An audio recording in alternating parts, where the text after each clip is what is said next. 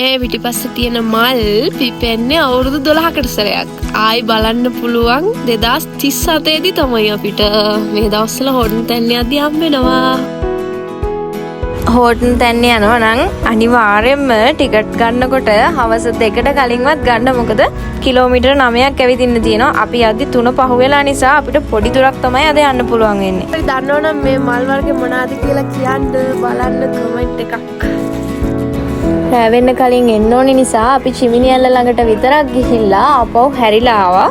මග පොඩි තැන්වල ෆොටෝස් ටිකක් අරගෙන ඒ වුණාට මේකේ තව ගොඩාක් ලස්සන තැන් තියෙනවා අපිට ඇවිදින්න යනවා නම්. මම ඊළඟ වීඩියෝ එකෙන් ආයෙත් ගිහිල්ලා ඔයාලට පෙන්නන්නම් කොහෙද කියලා. අපි ගියාම මෙන්න මේ ගෝන්නු ටික එනවා කන්න ඉල්ලගෙන. හැබැයි යාලට කන්න එක જાති දෙන්න එපා. මොකද බැරි වෙලා හරි වනජීවියෙක්ගෙන් දැක්කොත් කෙලින්ම දඩේ රුපියල් 25000යි.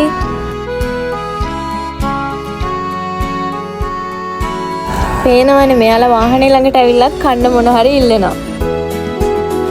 සැරෙන් සැරේට වෙනස් වෙන කාලගුණේ, එතකොට මීදුම, අවුව, වැස්ස, පින්න හැමදේම එක හෝටන් තැන්න කියන්නේ ඔයාලා ගිහිල්ලා ඒ එක්ස්පීරියන්ස් එක ගන්න ඕනි තැනක්.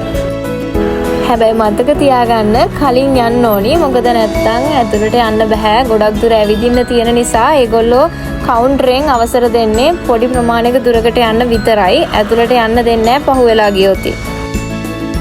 අපි එදා ගියේ වැස්ස දවසක් නිසා එළියට එනකොට හොඳටම තෙමිලා තමයි ආවේ.